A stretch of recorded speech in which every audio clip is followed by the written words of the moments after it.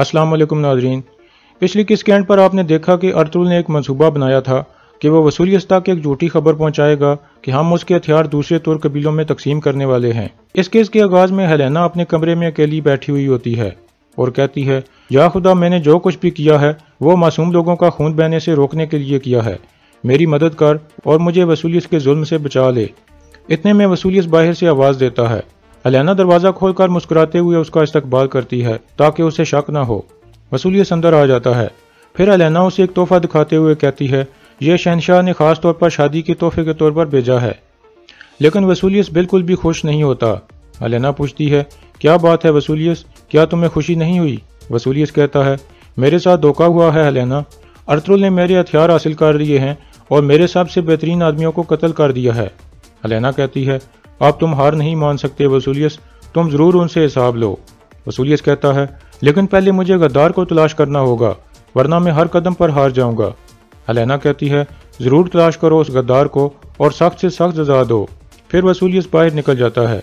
दूसरी तरफ जावेदार कबीले में दुआन, कुतलुजा और अब्दुर्रहमान ट्रेनिंग एरिया में सिपाहियों के पास पहुंचते हैं। कुतलुजा सब सिपाहियों से मुखातिब होकर कहता है, बहादुर सिपाहियों, हम एक बहुत ज़रूरी काम करने वाले हैं। जो हथियार हमने वसूलियत से जीते हैं वो सब तुर्क कबीलों के लिए बहुत ज़रूरी हैं। इसलिए हम वो हथियार कुर्तबोगजी वाले रास्ते से तुर्क कबीलों में तकसीम करने के लिए जाएंगे और अर्तुल साहब भी हमारे साथ जाएंगे। यागिज भी ये सारी बातें गौर से सुन रहा था और इसके बाद वो फौरन वहाँ से चल पड़ता है। अब्दुर्रहमान भी उसके पीछे चल पड़ता है। दूसरी तरफ गुनेली कुएं से पानी निकालने में मसरूफ थी और हलीमा पर सख्त गुस्से में थी और अपने आप से कहती है, तो तुम मेरे बाबा से नफरत का बदला मुझसे लेना चाहती हो। मैं ये अल्फाज तुम्हें चबाने पर मजबूर कर दूंगी हलीमा खातून, गलतफहमी में मत रहना। इतने में धुंधार उसे देखकर वहां आ जाता है। गुनेली रोते हुए कहती है, फतह मुबारक हो आपको। धुंधार कहता है, दोनों कबीलों के सिपाही मिलकर लड़े हैं, इसलिए हमें फतह हासिल हुई है। फिर गुनेली वहां से जाने लगती है तो धुंधार उसे रोक लेता है और पूछता है, तुम्हारी आंखों में आंसू क्यों हैं गुनेली खातून? गुनेली कहती है, कुछ नहीं, मुझे इजाज़त दें। फिर धुंधार कहता है, खुदा के लिए मुझे बताओ, क्या यह मेरी वजह से हुआ है? गुनेली कहती है, दोनों कबीलों का इत्तेहाद होने के बाद भी कुछ लोग नफरत को हवा दे रहे हैं। धुंधार पूछता है, क्या मतलब है तुम्हारा गुनेली खातून? गुनेली कहती है, मेरे बाबा जानदार साहब के बहुत वफादार थे और उनके फौत होने के बाद वो ओराल साहब के करीब हो गए। सिर्फ इस वजह से वो मेरे बाबा को नफरत का निशाना बना रहे हैं। ये सही नहीं है और अब मेरे बाबा की वजह से मुझे भी निशाना बना रहे हैं। धुंधार कहता है, उन्हें पुराने जख्मों को नहीं कुरेदना चाहिए। किसने किया ऐसा? गुनेली रोते हुए कहती है, हलीमा खातून। यह कहकर वो वहां से चली जाती है। दूसरी तरफ अलियार कहता है, वसूलियत सिर्फ ओराल तक महदूद नहीं रहेगा, बल्कि वो ओराल के जरिए दूसरे तुर्क कबीलों को भी बहलाएगा। अर्तुल कहता है, हमें दूसरे कबीलों पर भी नजर रखनी होगी और ऐसा होने से रोकना होगा। अलियार कहता है, हमारे कुछ वफादार लोग हैं जो मुखालिफ सरदारों के कबीलों में मौजूद हैं, मैं उनसे राब्ता करता हूँ। इतने में अब्दुर्रहमान अंदर आकर बताता है, गद्दार यागिज पहले अजार के खेमे में गया और फिर घोड़े पर सवार होकर रवाना हो गया। यह सुनकर अर्तुल कहता है, अब अगला काम हमारा है अलियार साहब, अब हमें इजाज़त दीजिए। फिर वो दोनों गले मिलते हैं और अर्तुल अपने साथियों के साथ वापस अपने कबीले की तरफ रवाना हो जाता है। दूसरी तरफ उराल जंगल में एक जगह पहुंचता है जहां एक तुर्क कबीले का सरदार अफसिन उसका इंतजार कर रहा था। वो दोनों पुरजोशी से मिलते हैं। फिर सरदार अफसिन कहता है, अर्तुल का दिमाग खराब हो गया है, वो अपनी गैर यकीनी उम्मीदों की वजह से हम सबको मरवा देगा। उराल कहता है, मैं भी यही सोच रहा हूँ, हम ऐसा नहीं होने दे सकते। सरदार अफसिन पूछता है, लेकिन हम क्या करेंगे? उराल कहता है, आप उन सरदारों से बात करो जो हम जैसा सोचते हैं और उनको यहाँ लाओ, लेकिन उन्हें कहना कि वो खुफिया तौर पर यहाँ आए। सरदार अफसिन कहता है, अर्तुल ने सरदारों को सोना और ताकत देने का वादा किया है, उसके पास बाजार है, सराय महल है, लेकिन हमारे पास क्या है? यह सुनकर उराल सोने के सिक्कों की एक पोटली निकाल कर ले आता है और कहता है, हमारे पास काफ़ी सोना है जिसकी चमक में तुर्क सरदार खो जाएंगे, तुम परेशान मत हो।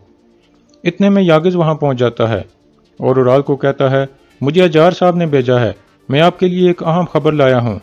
अलियार और अर्तुल वसूलियत वाले हथियार दूसरे तुर्क कबीलों में तकसीम करने वाले हैं। वो कुर्तबोगजी वाले रास्ते से जाएंगे और उस काफिले की सरबराही अर्तुल करेगा। यह सुनकर उराल खुश हो जाता है और कहता है, बहुत अच्छे यागिज अल्प। फिर यागिज वापस रवाना हो जाता है। इसके बाद रात का वक्त हो जाता है। अर्तुल अपने साथियों के साथ खाना खाने में मसरूफ था, लेकिन बामसी बहुत मायूस था और सही तरह खाना नहीं खा रहा था। ترگت اور عبدالرحمان اسے اس کی پسندیدہ چیزیں اٹھا کر دیتے ہیں لیکن وہ انکار کر دیتا ہے۔ پھر ارطغرل کہتا ہے کل ہم کافروں کے خلاف جنگ لڑنے جا رہے ہیں بامسی۔ یہ سن کر بامسی خوش ہو جاتا ہے اور کہتا ہے یہ چیز مجھے پسند ہے، میں کافروں سے اپنا انتقام لینا چاہتا ہوں۔ پھر ترگت کہتا ہے تو ان کافروں سے لڑنے کے لیے کھاؤ بامسی تاکہ تمہارے اندر طاقت آ سکے۔ پھر بامسی جوش سے کھانے لگتا ہے اور کہتا ہے میں اس تیو کو بھی ایسے ہی چبا ڈالوں گا۔ دوسری طرف حلیمہ حائمہ خاتون کو کہتی ہے میں خوفزدہ ہوں کہ دھندار غلط راستے پر جا رہا ہے اور مجھے ڈر ہے کہ کہیں گنیلی کے پیار میں وہ اندھا نہ ہو جائے۔ حائمہ خاتون کہتی ہیں وہ ایک سردار کا بیٹا ہے حلیمہ، اب وہ بڑا ہو چکا ہے اور ایک ذمہ دار آدمی ہے۔ حلیمہ کہتی ہے تو پھر اس نے ٹریننگ ایریا میں اپنے ہی آدمیوں پر ہاتھ کیوں اٹھایا تھا؟ یہ سن کر حائمہ خاتون غصے میں آ جاتی ہیں اور کہتی ہیں ہوش میں آؤ حلیمہ، یہ باتیں تم اس لڑکی کی نفرت میں کر رہی ہو۔ بے شک اجار اورال کا خاص آدمی ہے لیکن اس کے کاموں کا ذمہ دار ہم گنیلی کو نہیں ٹھہرا سکتے۔ دوسری طرف جاویدار قبیلے میں گنیلی بھی اپنے والد کے ساتھ شام کا کھانا کھا رہی تھی۔ اس دوران اجار کہتا ہے جب سے تمہاری والدہ فوت ہوئی ہے میرا خیال تم رکھ رہی ہو، لیکن ایک وقت آئے گا جب تمہیں بھی جانا ہوگا۔ کیا دھندار تمہیں پسند کرتا ہے؟ گنیلی کہتی ہے وہ کرتا ہے لیکن فیصلہ آپ کا ہے بابا۔ اجار کہتا ہے کائی قبیلے والوں پر اعتماد مت کرو، دھندار کو تمہارے پیار میں پڑنے دو لیکن تم اس کی محبت میں گرفتار مت ہونا۔ اگر ضرورت پڑی تو ہم قلعے کو اندر سے فتح کر لیں گے، ہمیں ان کے بارے میں معلومات رکھنی ہوگی۔ گنیلی کہتی ہے آپ پریشان نہ ہو بابا، میں آپ کے لیے اور اس قبیلے کے لیے کچھ بھی کرنے کو تیار ہوں۔ دوسری طرف کارا جیسر میں اورال وسولیس کے پاس پہنچتا ہے۔ وسولیس پوچھتا ہے تو تم سردار افسن سے مل آئے ہو؟ اورال کہتا ہے مجھے کافی اچھا جواب ملا ہے، کل میں کچھ مزید سرداروں سے ملنے والا ہوں، الیار جلد میرے جال میں پھنس جائے گا۔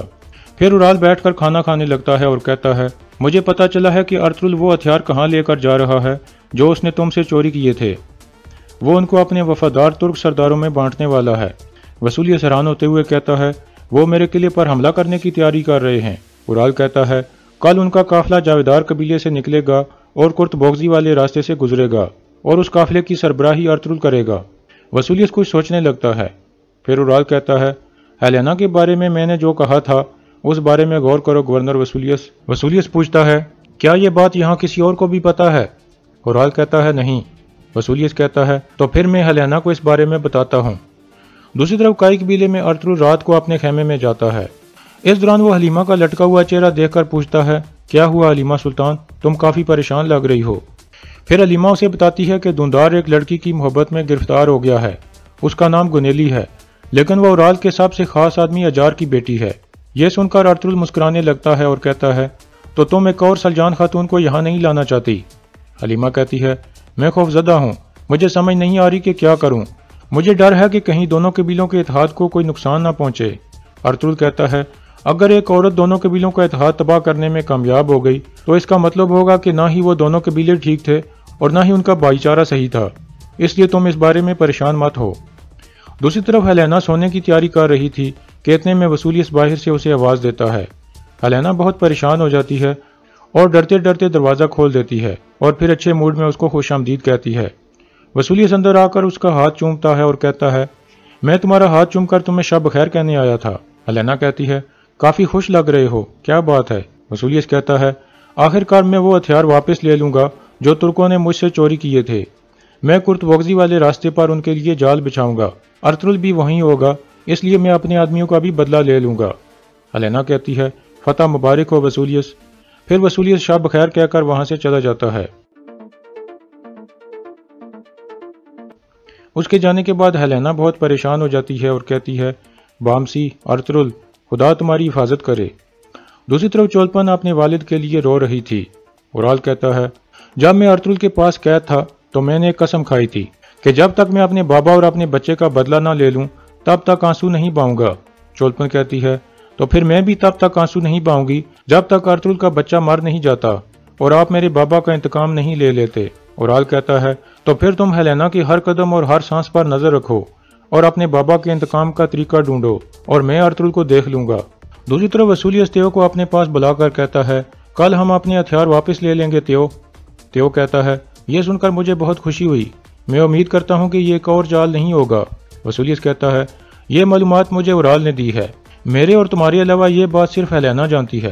تیو پوچھتا ہے ہیلینا کیوں؟ وسولیس کہتا ہے میں پتہ لگانا چاہتا ہوں کہ کیا وہ ارطغرل کے لیے تو کام نہیں کرتی، تیو کہتا ہے وہ آپ کو اور ہمارے شہنشاہ کو کیوں دھوکہ دے گی؟ وسولیس کہتا ہے اگر ارطغرل یہ سمجھتا ہے کہ میں نے ہیلینا کے باپ کو قتل کیا تھا تو پھر وہ کچھ بھی کر سکتی ہے۔ تیو کہتا ہے تو اس کا مطلب ہے کہ آپ مجھے ایک جال کی طرف بھیج رہے ہو۔ وسولیس کہتا ہے نہیں، ارطغرل سمجھتا ہے کہ اس نے ہمارے لیے جال بچھایا ہے، لیکن اصل جال تم اس کے لیے بچھاؤ گے۔ پھر وسولیس اپنے کمانڈر کو اندر بلا کر کہتا ہے ہیلینا پر نظر رکھو، اس کے پیچھے اپنے آدمی لگا دو، وہ کس سے ملتی ہے اور کس سے بات کرتی ہے، میں ہر چیز کے بارے میں جاننا چاہتا ہوں۔ دوسری طرف کائی قبیلے میں ارطغرل ابن العربی کے پاس پہنچتا ہے۔ ابن العربی اسے حضرت محمد صلی اللہ علیہ وآلہ وسلم کے بارے میں ایک واقعہ سناتے ہیں جب انہوں نے مکہ سے مدینہ کی طرف ہجرت کی تھی اور کافروں نے ان کو مارنے کے لیے ایک جال بچھایا تھا، لیکن اللہ کی مدد سے وہ ان کی نظروں سے غائب ہو گئے تھے اور کافر اپنے مقصد میں ناکام ہو گئے تھے۔ پھر ابن العربی کہتے ہیں بے شک اللہ سب سے بہترین جال بچھانے والا ہے، اور یہاں اس قسط کا اختتام ہو جاتا ہے۔